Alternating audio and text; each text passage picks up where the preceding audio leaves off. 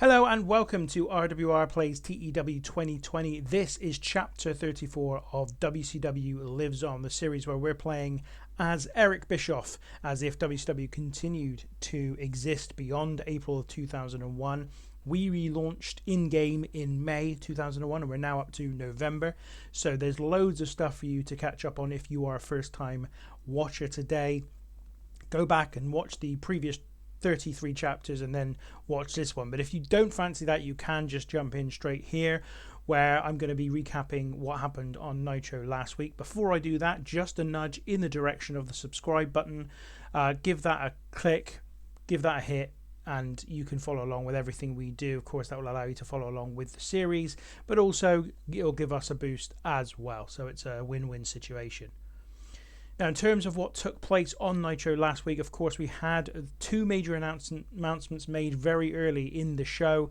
First of all, Eric Bischoff announcing that DDP will face Booker T at Uncensored, DDP being named the #1 contender at that point. We also saw a video package which launched the Starrcade Series, which is an 8-man tournament where the 8 men will be split into two groups of 4, with the two winners of those groups going on at Uncensored to face each other in the final of the Starrcade Series, and the winner would get a main event World Heavyweight title match against whoever was the champion at Starrcade. And to that end, we saw 3 matches in the Starrcade Series. First of all, from the first group, Sting defeated Curt Hennig, and Scott Steiner went to a double count out with Mike Awesome, when Mike Awesome put Steiner through a table with a splash to the outside, but neither man was then able to answer the referee's count and were both counted out. The other match we saw was in Group B, and that saw Bill Goldberg overcome Vampiro in the night's main event, and that one saw a segment rating of 74, so it was a really decent match. We also saw Booker T talking about his title shot against DDP and saying that unlike other people, he felt DDP did deserve the title shot that he's been given. And we also saw a couple of other things. First of all, the Jeff Jarrett and the Jarrett administration blamed the Filthy Animals for Jarrett losing the title to Booker T at Halloween Havoc and challenged them to a 6-man tag match next week, and that of course is this week. We also saw Ric Flair hype up his match with Shane Douglas, which was taking place in the Starrcade Series, their first match in the Starrcade Series, as they were the only two people who didn't wrestle in the first week of the tournament. And we also saw Tony Schiavone give Rey Mysterio Jr. the package that Kevin Nash had handed him, and when Rey Mysterio Jr. looked at what was in the package, it turned out to be a Rey Mysterio Jr. mask, and Rey Mysterio looked a little bit confused as to what he should do, given that, of course, he lost his mask in WCW's canon way back in 1999. Okay, so that's enough talking about what happened before and prompting you to subscribe. Let's get down to business and this week's episode of Monday Nitro. So we are back in the southeast region for this episode of Nitro at the Maples Pavilion in California. Not entirely sure what city that is in, but nevertheless, that's where we are. And Nitro begins, and after the opening titles, Mike Tenay immediately throws to the back where Tony Schiavone is with one of the teams in tonight's opening contest. Schiavone is shown stood with Konnan, Rey Mysterio Jr. and Billy Kidman of the Filthy Animals. Schiavone says that we're just moments away from a major grudge match as the three of them were set to take on the Jarrett administration. Konnan says that they back down from nobody and Jarrett and his cronies are no different. Schiavone then turns to Rey Mysterio Jr. and says that he has noticed that Rey is not wearing his mask tonight. Rey responds by saying that it is a deeply held tradition in Lucha Libre that you can't just start wearing your mask again after having lost it. Konnan turns to Rey and says that traditions sometimes have to be broken, and he thinks there is a way Rey could start to wear his mask again, but you will have to earn it. Schiavone then wishes them good luck as they head for the ring. So a segment rating here of 60, a really good start to the show. Kidman wasn't so great in terms of this promo, but the others handled it pretty well. So that leads us to our first match of the night. It is the Filthy Animals versus the Jarrett administration. The Jarrett administration, of course, is Jeff Jarrett, John Cena, and Mike Sanders, and they get the victory when Jarrett pins Billy Kidman after 9 minutes and 54 seconds of action. This one got a segment rating of 61. Rey Mysterio Jr. was phenomenal with an in-ring performance of 85. Jarrett had a 77, so he was really good. Kidman and Konnan also performed well. Sanders and Cena are still kind of learning their craft, and that's why they've been put with Jarrett ultimately. So a pretty decent way to start the show.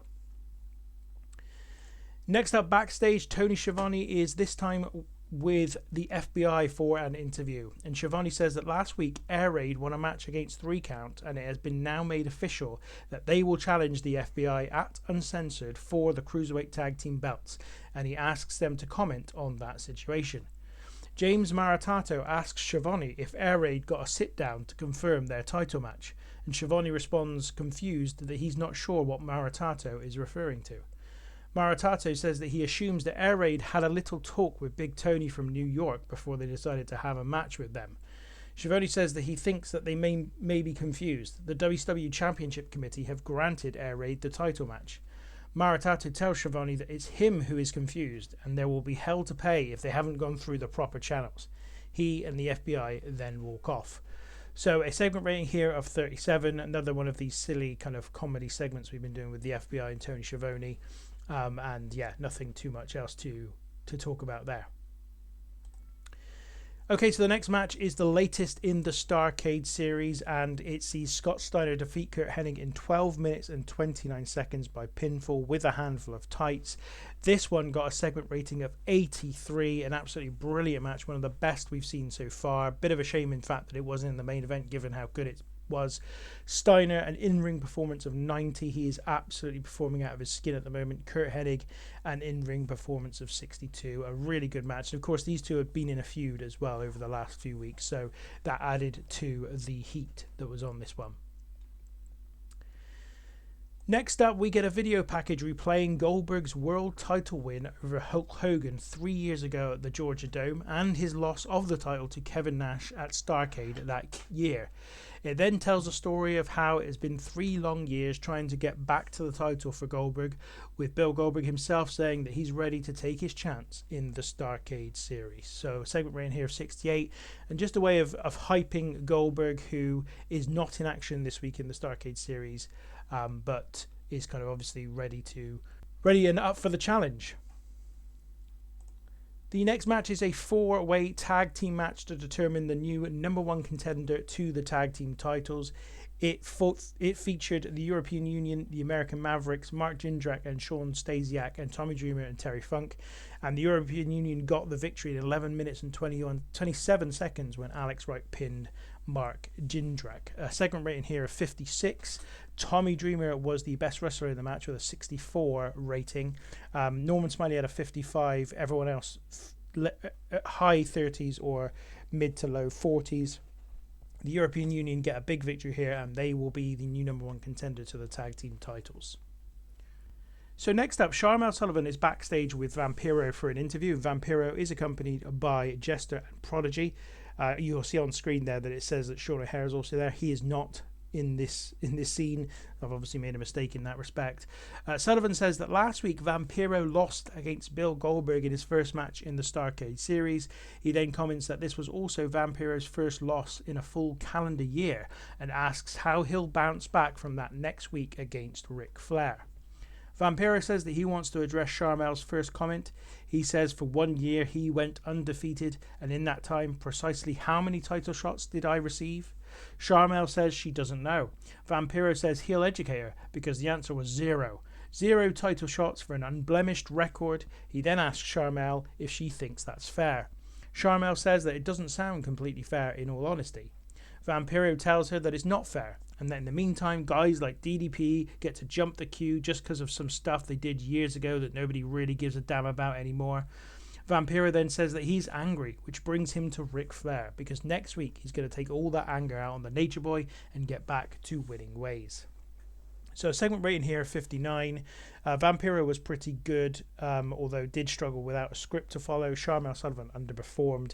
Not the best ever seen, and as I said, no need for Sean O'Hare to be anywhere near this. I'm made a mistake there.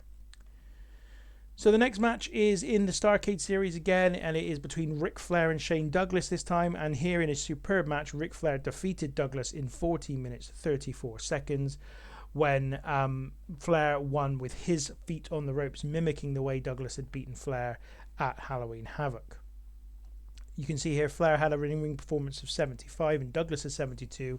These two have great chemistry seemingly when they face each other, and this was another really, really good match.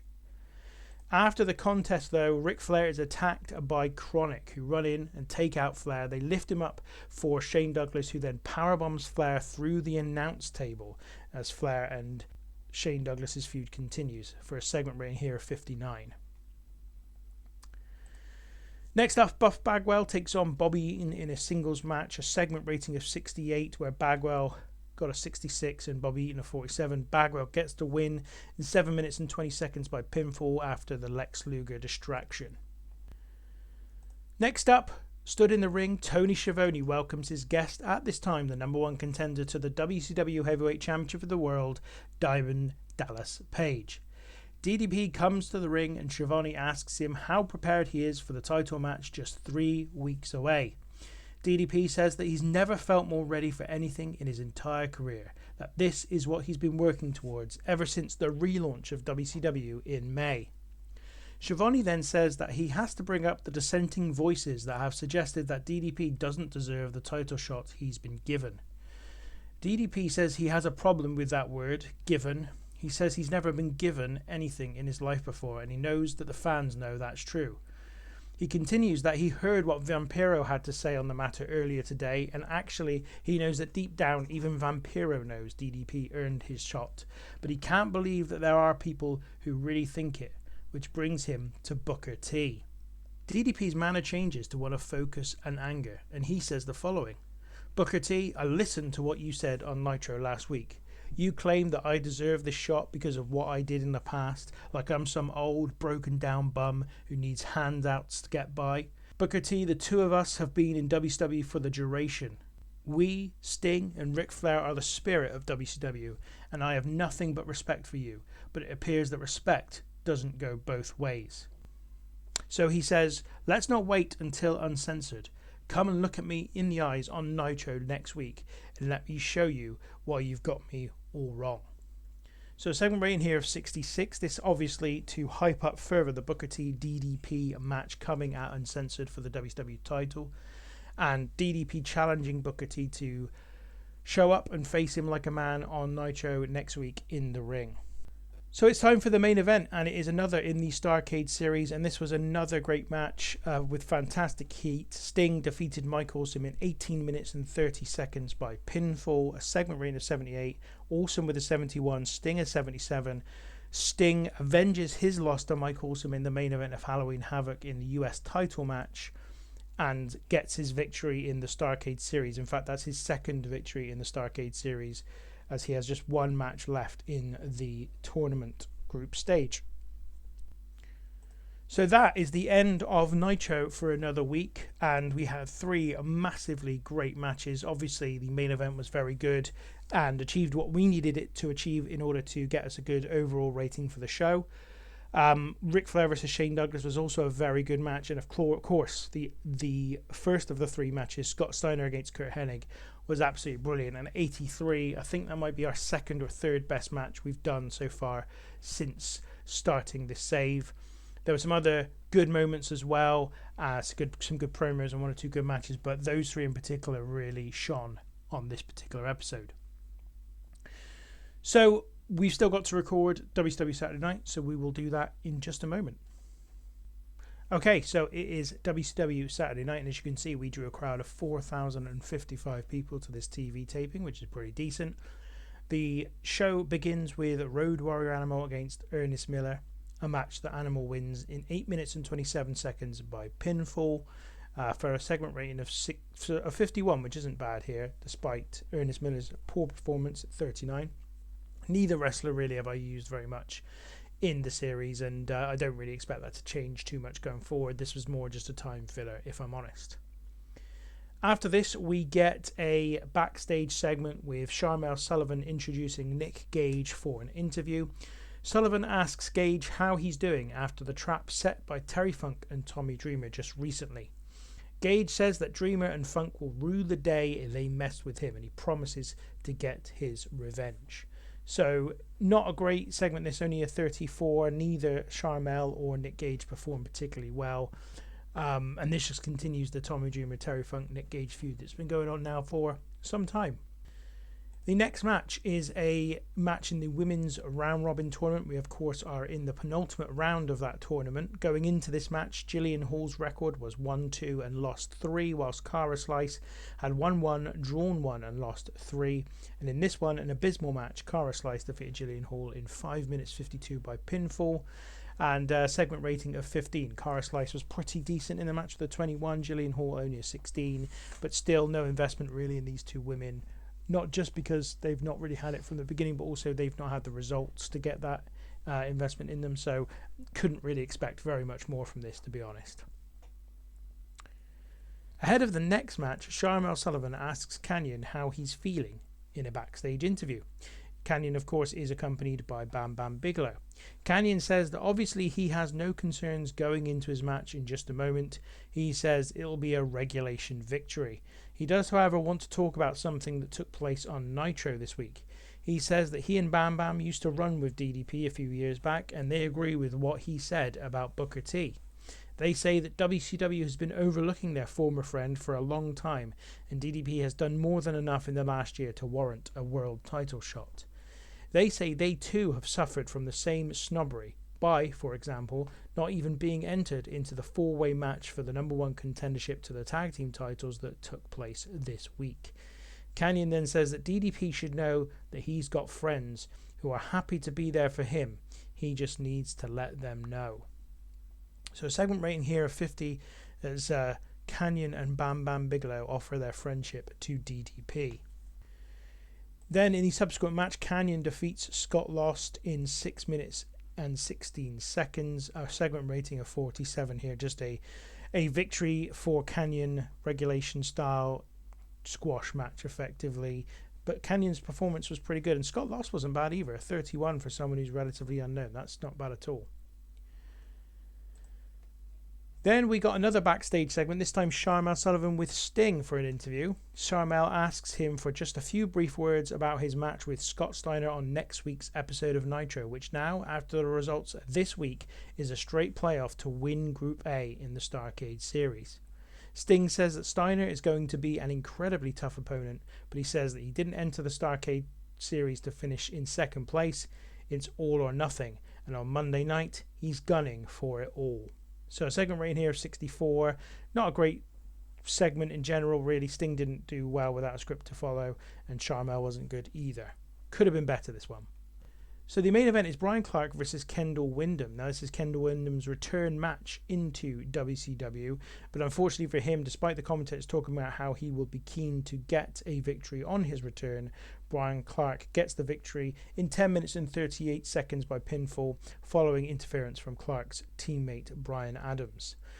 Brian Clark had an in-ring performance of 52, Kendall Windham of 46, not too bad there, and a segment rating of 48. Not a great match, not one I'd want to watch, if I'm perfectly honest, but the main event of this week's episode of Saturday Night.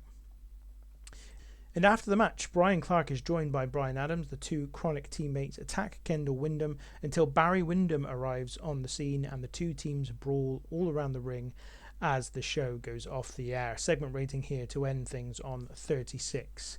So the Windham brothers and Chronic getting themselves into a wild brawl after the match.